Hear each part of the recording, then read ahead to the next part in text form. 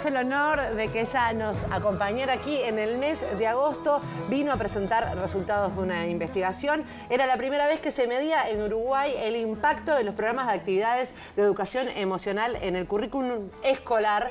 Y bueno, además de darte la bienvenida y que estar muy contentos de que estés acá con esa sonrisa enorme y de la obviedad de que estás acá de repente por estas fechas, ¿qué estás haciendo por acá otra vez?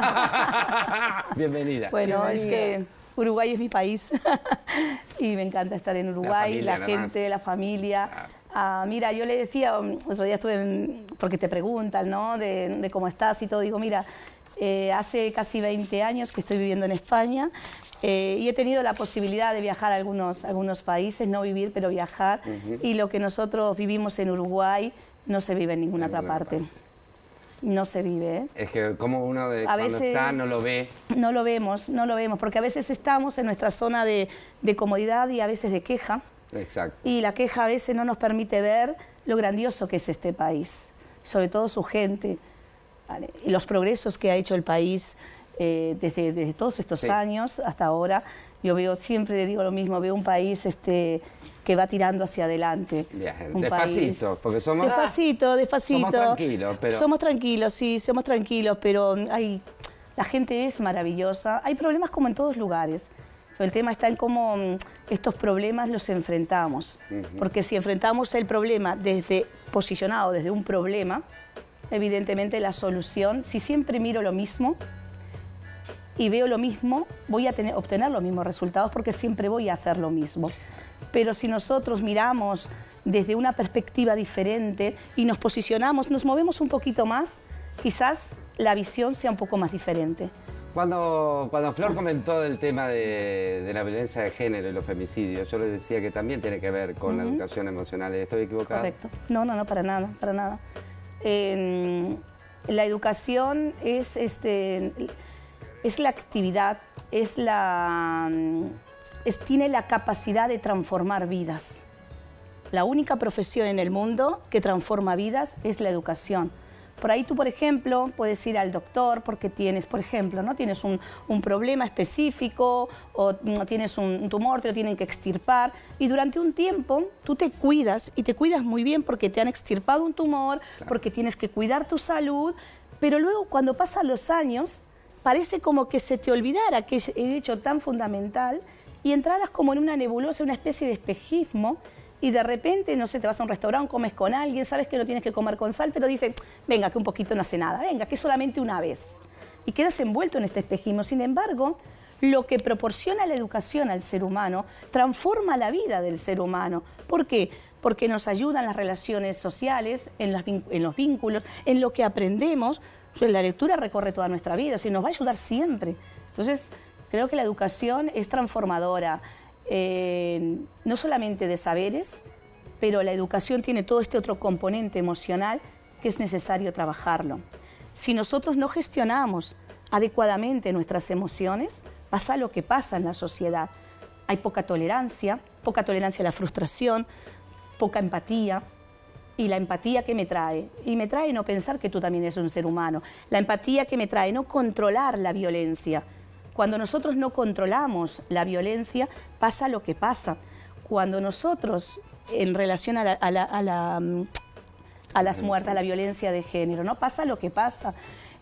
Yo no soporto que esta persona, y por lo que sea, ¿no? Porque las relaciones y los vínculos, pero nada, absolutamente nada, justifica la violencia. Nada justifica la violencia. Hemos de caminar hacia la tolerancia. Estamos en un tiempo muy especial. Siempre Navidad es un tiempo de encuentro de la familia, ¿vale? Vosotros ya sabéis que yo camino por fe en esta vida y para mí la Navidad es un encuentro con las creencias, que cada uno puede creer en lo que sea, pero la fe es importante cultivarla, ¿no? Es la que te da quizás un sentido. Y a veces vamos por esta vida sin un sentido. Sabemos por dónde vamos como perdidos. Y entonces si las personas no nos conocemos, no nos comprendemos. Y cuando una persona se conoce, se comprende y también se siente aliviado, porque sabe lo que quiere, sabe hacia dónde va. Pero ¿en qué momento en nuestra formación, tanto en la tuya como periodista, en la tuya, se nos enseñó que existía un mundo emocional y que ese mundo emocional lo podíamos regular, lo podíamos conocer? Que puedo conocer cómo me encuentro. A veces tú le preguntas a un niño en la calle o en la escuela, ¿y tú cómo estás? Yo qué sé. O si no te dice, te levanta el hombro, ¿no? Y entonces el niño no sabe poner en palabras cómo se encuentra. O de repente preguntamos en la calle, ¿tú cómo estás? Y de aquella manera. ¿Pero qué significa de aquella manera? ¿Qué es lo que te pasa? ¿Por cómo no podemos hablar de cómo nos sentimos? Y luego intentar regular esto que es tan difícil, que es regular la impulsividad, es regular la violencia. Si nosotros enseñamos a los niños y nos enseñamos a nosotros mismos, primero hay un problema, entonces delante de un problema, ¿qué hago? Lo primero que hago es parar. Tengo que parar para tomar distancia, porque si tú estás enfurecida, tú estás enfadada, y yo te respondo en el mismo estado en el que tú estás, no vamos a encontrar ninguna solución. Sí, entonces, ¿qué pasa con las relaciones de pareja? ¿Qué pasa con la sociedad? Que uno está enfadado y el otro tiene que estar por encima del enfado de para calmar. Y aquí no calmamos nada, aquí lo que hacemos es enfrentamos. Claro. Entonces tenemos que separarnos, respirar, separamos. Sabemos que el otro ser humano está en una situación de estrés, una situación de queja, una situación de enfado, pues vamos a dejarlo, vamos a respirar nosotros, porque las personas, el otro, el que tienes al costado, puede hacer, puede decir muchas cosas, pero es él el que lo hace. ¿Qué tienes que hacer tú? Pues cuidarte un poco más de lo que dice el otro. Es tu enfado, eres tú el que está enfadado. Y yo tengo que entender que tú, a pesar de tus noches oscuras, a pesar de tus mochilas que cargas, eres un ser humano. Eres un ser humano y que en este momento yo tengo que desplegar esto que es mi comprensión y mi empatía hacia ti. No es nada fácil, y ya lo sé, pero lo podemos aprender. Carmen, tú estuviste acá en agosto y nos estuviste contando sobre una tesis, una investigación, hablabas de los niños y hablabas cómo enseñar educación emocional. Seguramente la gente que está en la casa te recuerda, pero vos también hablaste de una ley. Sí. ¿No? ¿Y en qué está esa ley? Que hablaba de la educación emocional y también esto de darles herramientas desde chicos, a los más chicos, vale la redundancia, para poder administrar y gestionar esas emociones. Sí. ¿En qué está esa ley? Bueno, en principio tenemos datos bastante alentadores, positivos. Tuvimos una reunión hace unos días con la presidenta del CODICEN y ya desde octubre ya teníamos aprobado que el anteproyecto de ley, que ya es un proyecto, tenía el visto bueno de CODICEN. Bien. Esto es así, esto pasa primero por la Comisión de Educación del Senado, luego va a diputados y después lo mandan a CODICEN. CODICEN, que es el órgano que gestiona en principio la educación de nuestro país, envió y lo vio con visto bueno y lo volvió a enviar a la Comisión de Senadores.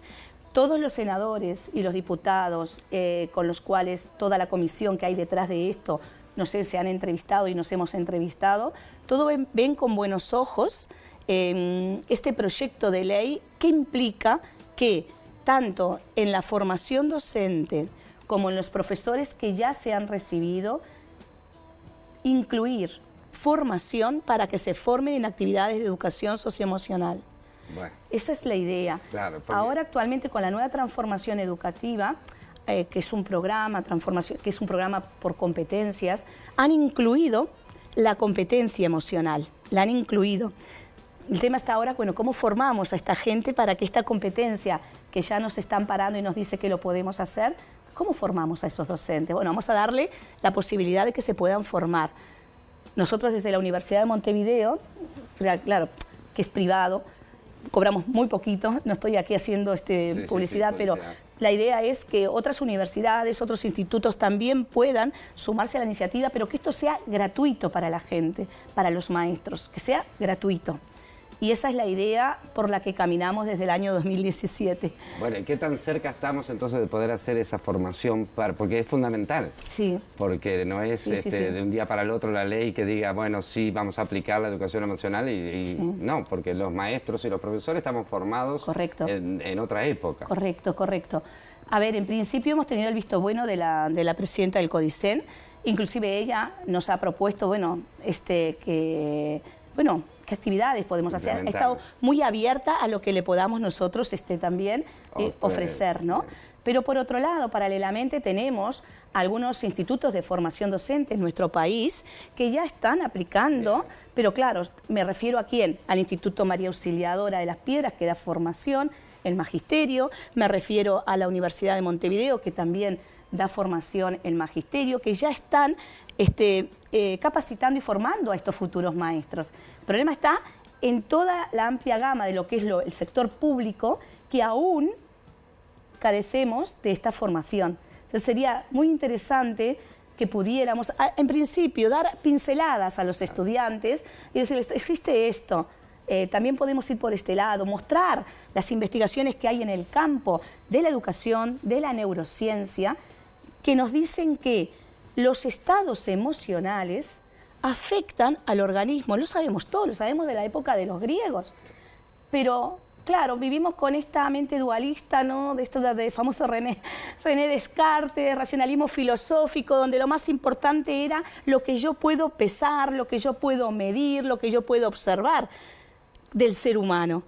Pero esto que yo puedo medir del ser humano tiene un sustrato emocional. Es decir, si tú no estás bien emocionalmente no podrás aprender. Siempre digo lo mismo, pero es que es así, un niño con hambre. Yo me acuerdo cuando estaba en el comedor, yo me crié en situación de extrema pobreza, y cuando estábamos en el comedor y venía el olor de comida, ya no podías concentrarte, porque estabas preguntando, ¿y a qué hora vamos a comer? ¿Cuándo vamos a comer? Entonces era imposible que aprendieras las fracciones cuando te venía el olor de comida y tú tenías hambre, que estabas esperando comer. Así como un niño no aprende cuando tiene hambre, tampoco aprende cuando hay problemas en la casa. ¿Qué hacemos desde la escuela? No somos psicólogos, no vamos a psicologizar la educación, somos pedagogos, somos profesores que desde una formación previa podemos ayudar a este niño a que pueda hablar, que pueda desahogarse, a poder regularlo, ¿vale? Y entre todos intentar de alguna manera darle a este niño las herramientas que necesite para poder gestionar esto que le está pasando y comprender que no siempre un niño cuando crece en situación de violencia cree que lo que está viviendo es normal. Es que él cree que es normal. Cuando tú vives en una situación donde tu padre no te pregunta cómo estás, cómo te encuentras, qué has hecho en tu día, cómo te ha ido, mira qué guapo que estás, y no comienza a alimentar este aspecto emocional de ti, tú vas caminando y vas creciendo porque la vida te va empujando hacia adelante, y de repente te encuentras en una sociedad que, ostras, mira, la madre de fulanito, ¿cómo que le ha preguntado cómo se encuentra? Y a mí nadie me lo pregunta. Entonces, claro, hay un shock entre como lo que yo he recibido de la familia y lo que veo en la sociedad. ¿Qué pasa con este niño si entra a la escuela? Porque todos pasamos por la escuela. Ay, tengo una maestra, mira, que me ha preguntado cómo estaba. Y yo puedo, de alguna manera, decir todo, cómo me encuentro, cómo estoy. ¿Y qué son? ¿Qué tiempo es esto? Es un tiempo de 10 minutos, 15 minutos. Ganamos más en 10 minutos y 15 minutos que no darlo. Absolutamente. Ahora, hablabas de las cosas, estamos acostumbrados a las cosas medibles, pesables, ¿verdad? Pero ustedes también hicieron un estudio medible absolutamente sobre el comportamiento de estos gurises en la escuela. 350. ¿Y cómo fue? Contanos, porque que la gente entienda que se comprobó. Sí, se comprobó.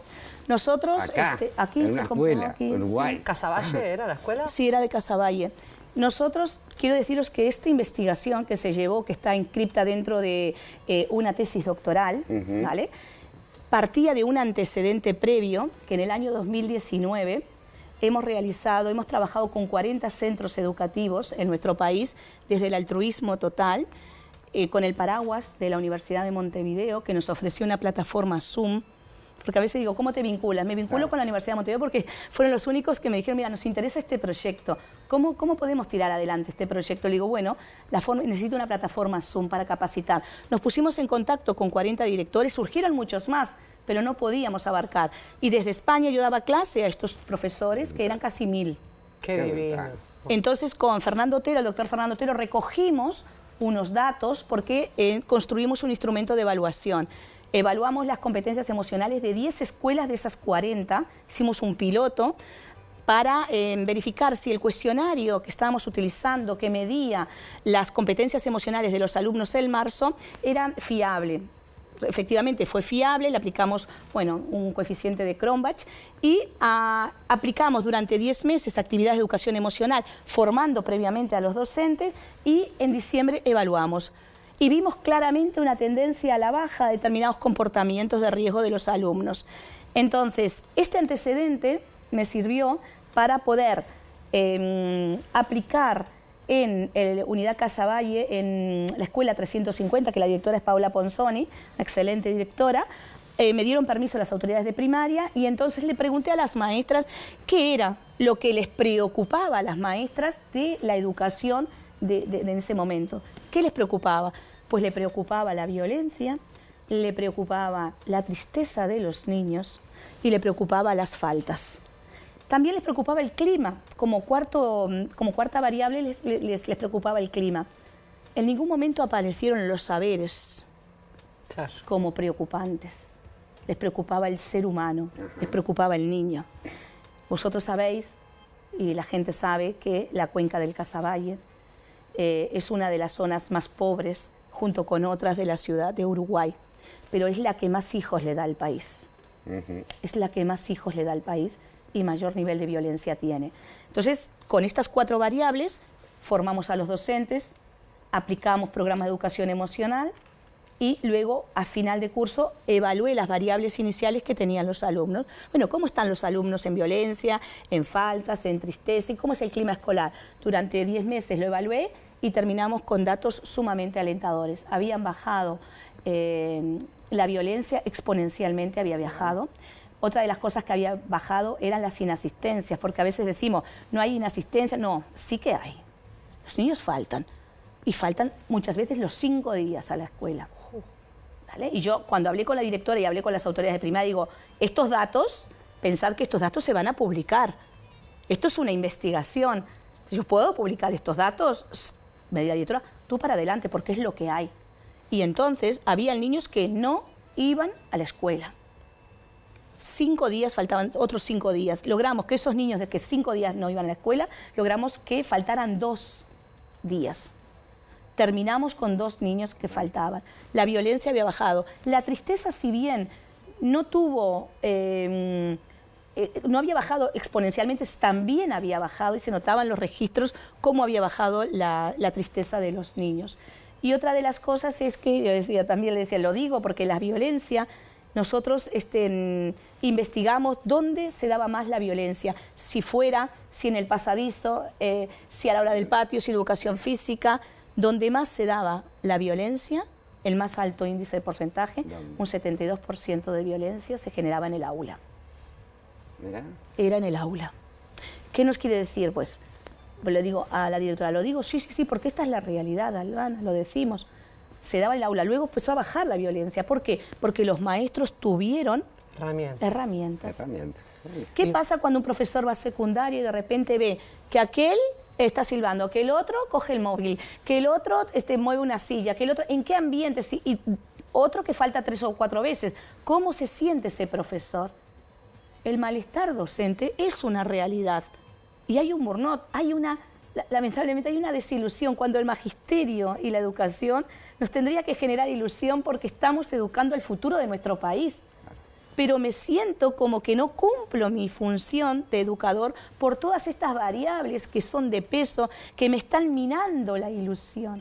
Y cuando uno pierde la ilusión, pierde la creatividad y pierde las ganas de decir, mira, si esto es todo igual. Entonces comienzo a caer en algo que se llama apatía docente. Y hay que cuidar al magisterio uruguayo porque tenemos excelentes profesores, excelentes directores, y es lo que genera que seamos un país educado. No hay 2 sin 3, así que yo creo que vas a tener que volver porque estamos... Sí, tengo el tráiler. Como en esta sensación de que están empezando las vacaciones, pero ya sabemos cuándo van a empezar las clases. Y habrá que ver cómo se insertan estos docentes con estas nuevas herramientas y qué sigue pasando con nuestros chiquilines y chiquilinas, que es lo que nos preocupa. Así que nada, es un honor para nosotros que hayas vuelto y eso, que te esperamos siempre. Y destacar que además estamos hablando de los niños, de la educación, pero estamos hablando del futuro de los ciudadanos. Es el futuro. El futuro adulto, el que quizás piense antes de tener una actitud violenta con su pareja, ¿no? Pero no solamente la violencia, sino la gente que no encuentra un sentido a vivir. Absolutamente. Hay muchos, está heavy los índices de depresión. Yo vine también por una conferencia que tuvimos en el departamento de Maldonado, que gracias a se sumó el hospital de Maldonado, las voluntarias del hospital también hicieron una gran labor, junto con otro gran equipo de gente. Maldonado está perdiendo vida, ¿eh? Sí. Y estamos perdiendo jóvenes, ¿eh? Vas a tener que volver, Cam. Bueno, muchísimas gracias a vosotros. Gracias, feliz año. ¿Pasás acá?